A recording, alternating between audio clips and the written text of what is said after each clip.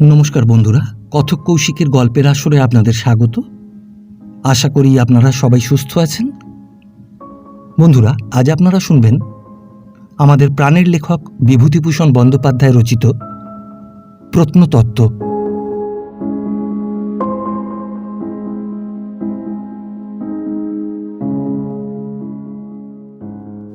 আমি এই গল্প আমার বন্ধু সুকুমার বাবুর মুখে শুনেছি।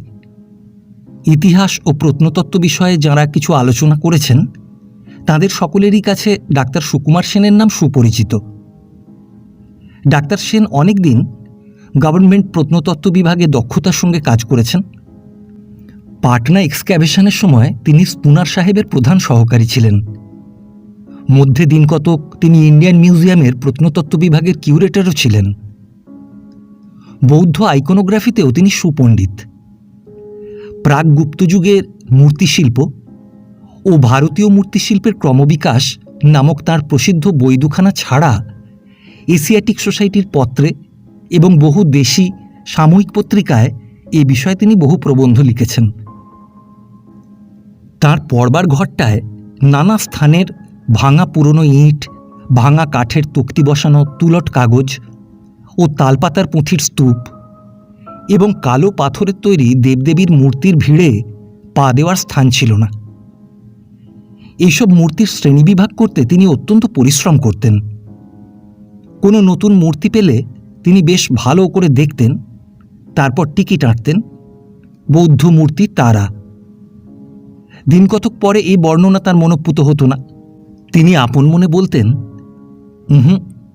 ওটা ললিতক্ষেপ পোজ হলো যে, তারা কি করে হবে। তারপর আবার লেন্স হাতে মূর্তিটার এপিঠ ওপিঠ ভালো করে দেখতেন। মূর্তিটার যে হাত ভাঙা সেটার দিকে চেয়ে বলতেন, এ হাতটায় নিশ্চয়ই পদ্ম ছিল। মানে বেশ বোঝা যাচ্ছে কি না। তারপর আবার পুরনো টিকিটের উপর নতুন টিকিট আঁটতেন। বৌদ্ধ মূর্তি জম্ভলা। তার এই ব্যাপার দেখে আমার হাসি পেত।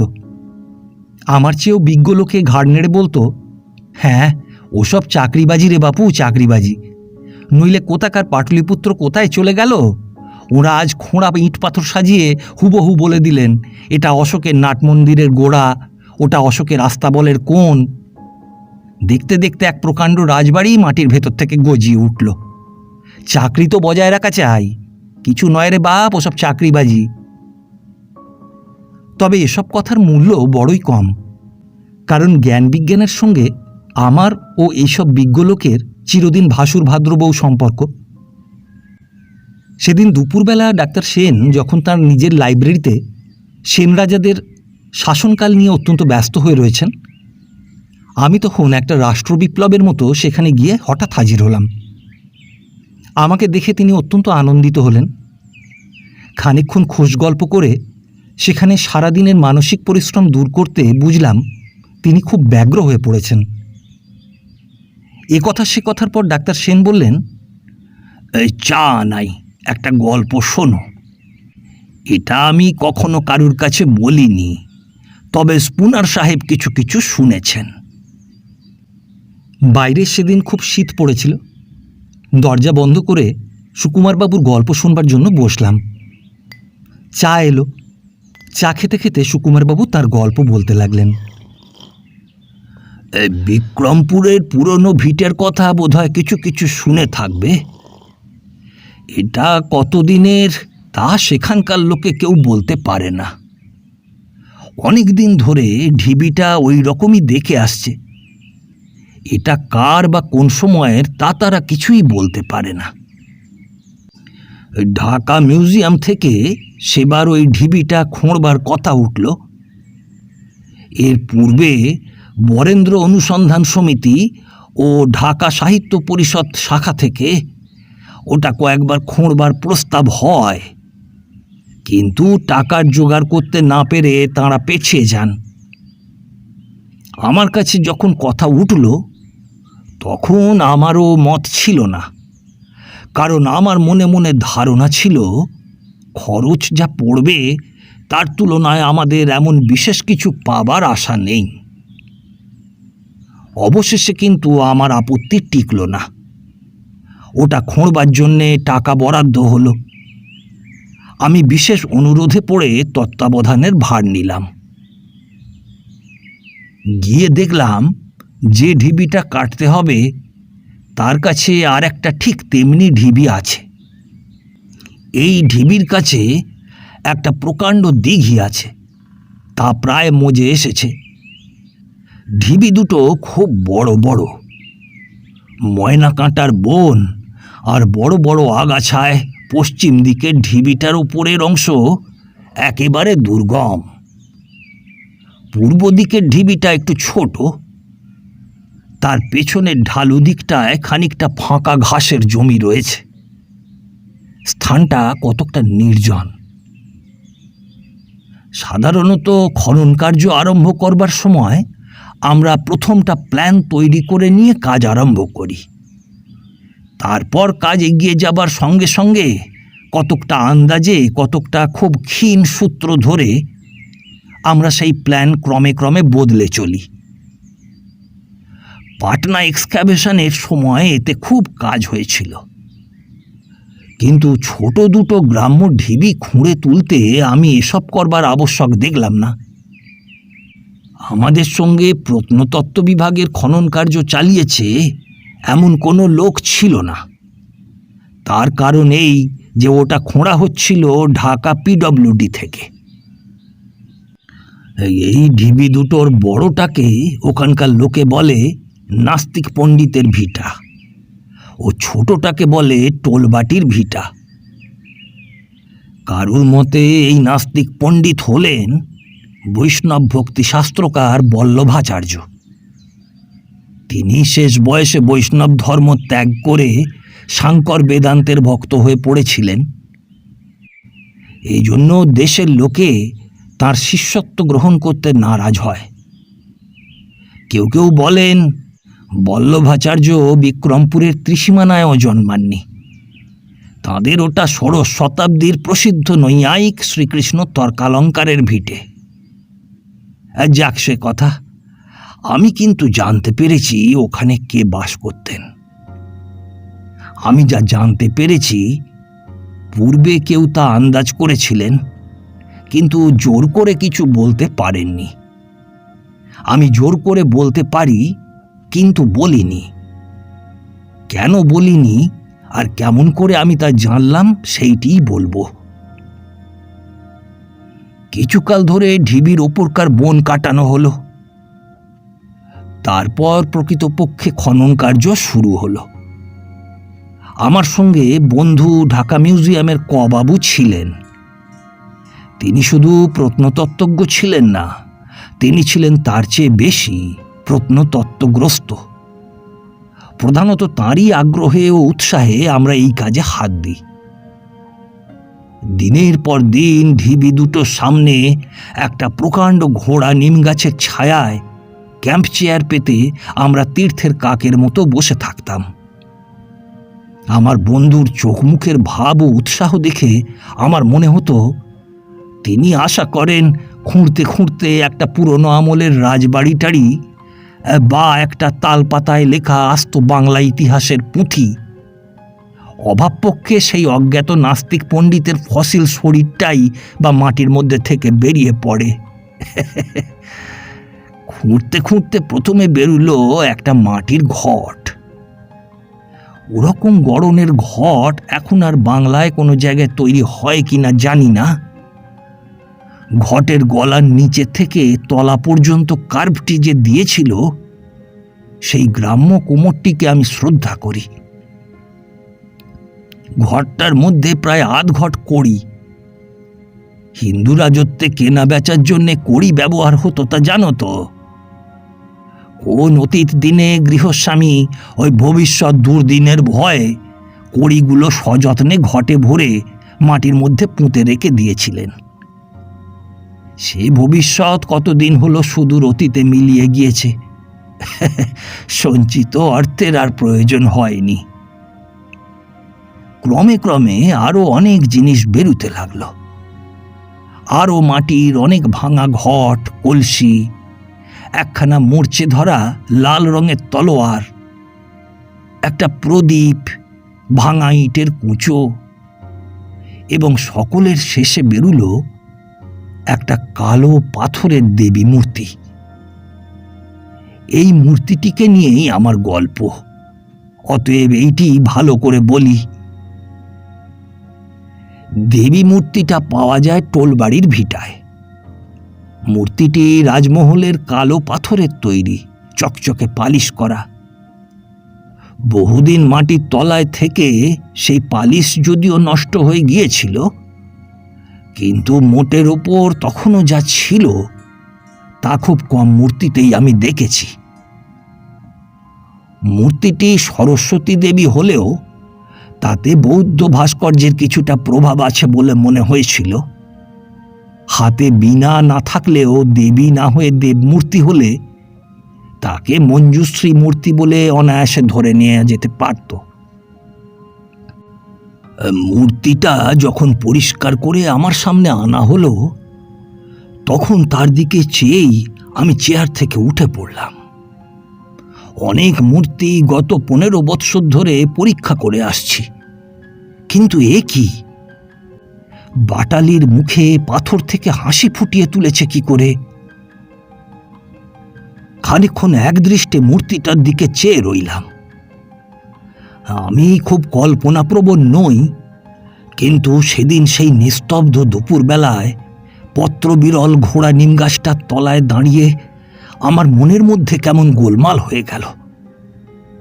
অল্পক্ষণ, অবশ্য খুব অল্পক্ষণের জন্যে মনের মধ্যে এক অপূর্ব ভাব, সৌন্দর্যে ঝলমল চকচকে কালো পাথরের পালিশ করা নিটোল সেই দেবী মূর্তির, তার মুখের দৃঢ় রেখাগুলির, দেহের গঠনের শিল্পভঙ্গির, হাতের আঙুলগুলি বিন্যাসের সুন্দর ধরনের, সকলের ওপর মূর্তির মুখের সেই হাসি মাখা জীবন্ত সৌন্দর্যের দিকে চেয়ে অনেকক্ষণ চুপ করে দাঁড়িয়ে রইলাম।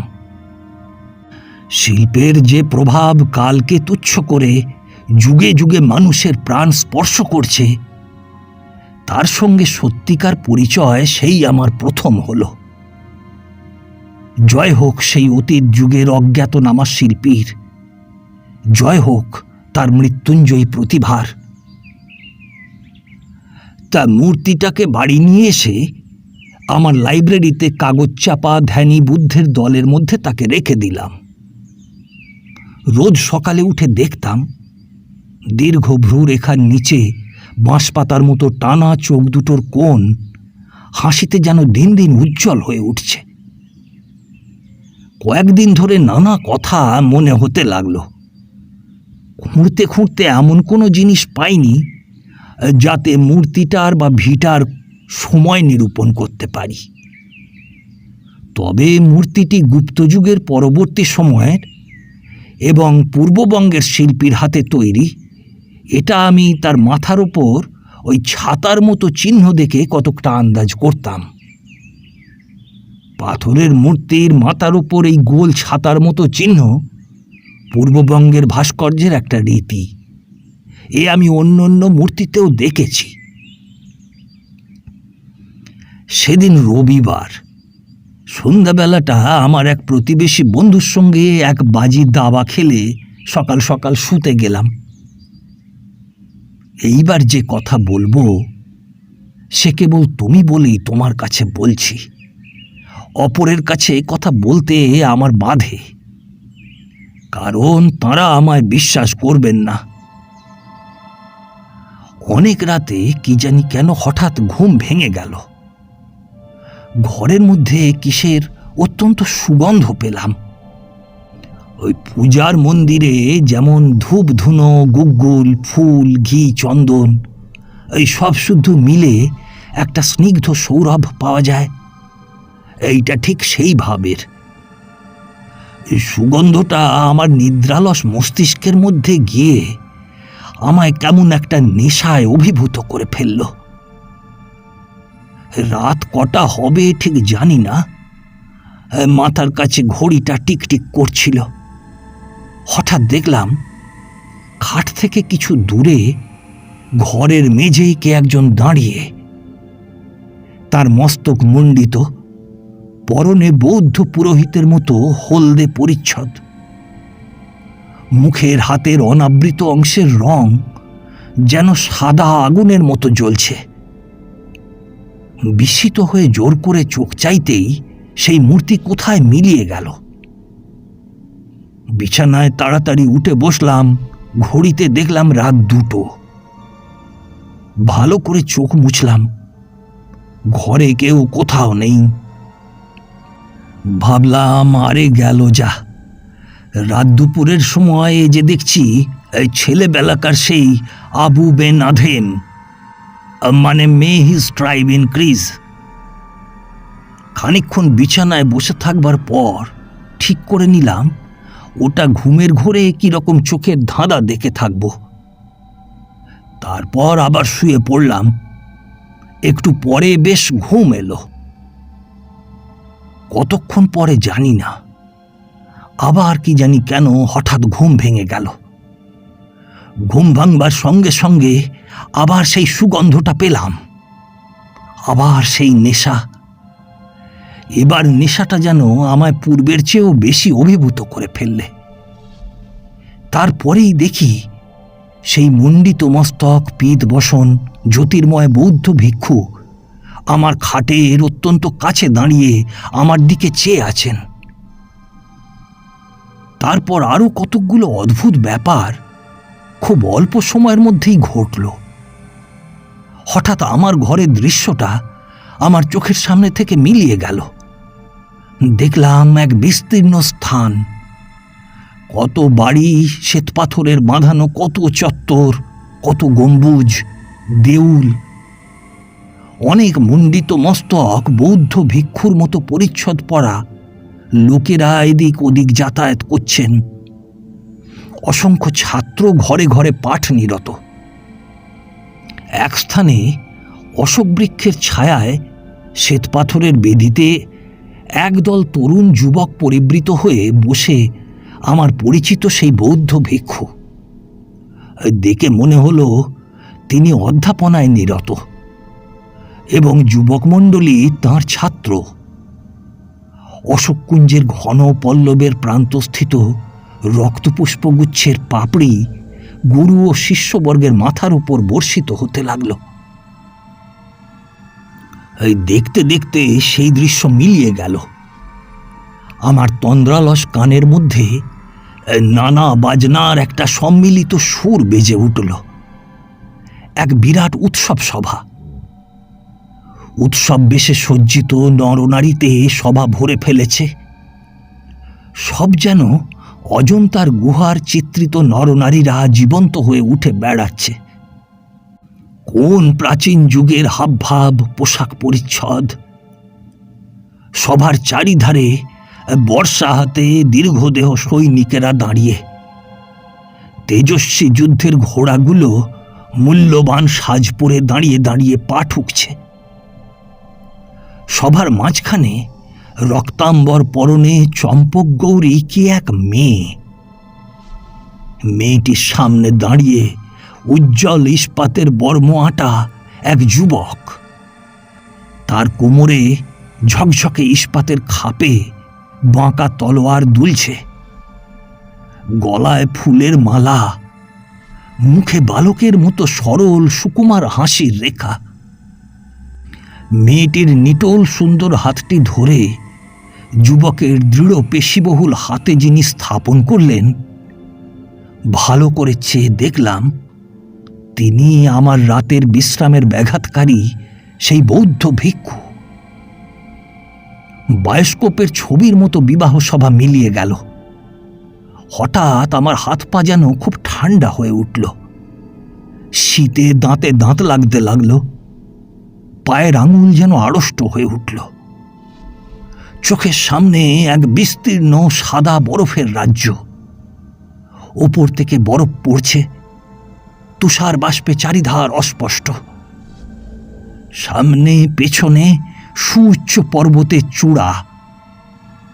সামনে এক সংকীর্ণ পথ এঁকে বেঁকে উচ্চ থেকে উচ্চতর পার্বত্য প্রদেশে উঠে গিয়েছে।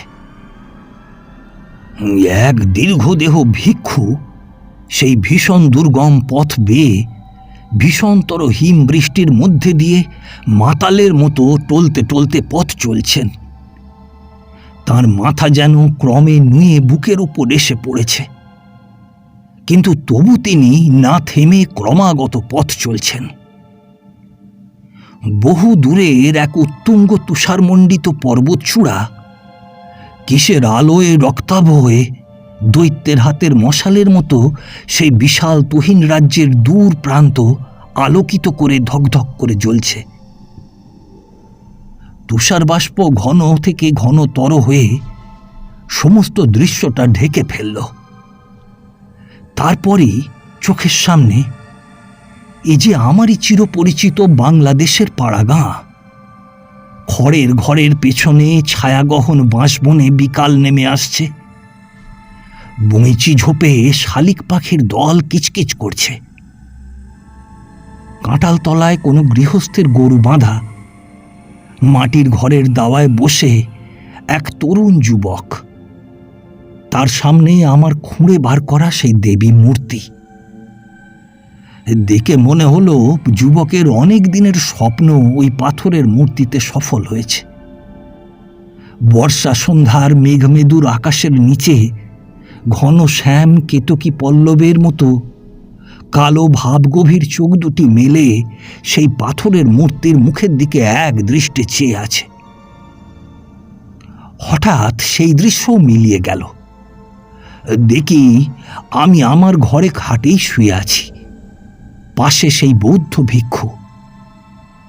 এবার তিনি কথা বললেন। তার কথাগুলো আমার খুব স্পষ্ট মনে আছে। তিনি বললেন, তুমি যে মূর্তিটি মাটি খুঁড়ে বার করেছ, তারই টানে অনেক দিন পরে আজ আবার পৃথিবীতে ফিরে এলাম। 900 বছর আগে আমি তোমার মতোই পৃথিবীর মানুষ ছিলাম। যে স্থান তোমরা খুঁড়েছ ওই আমার বাস্তুভিটা ছিল।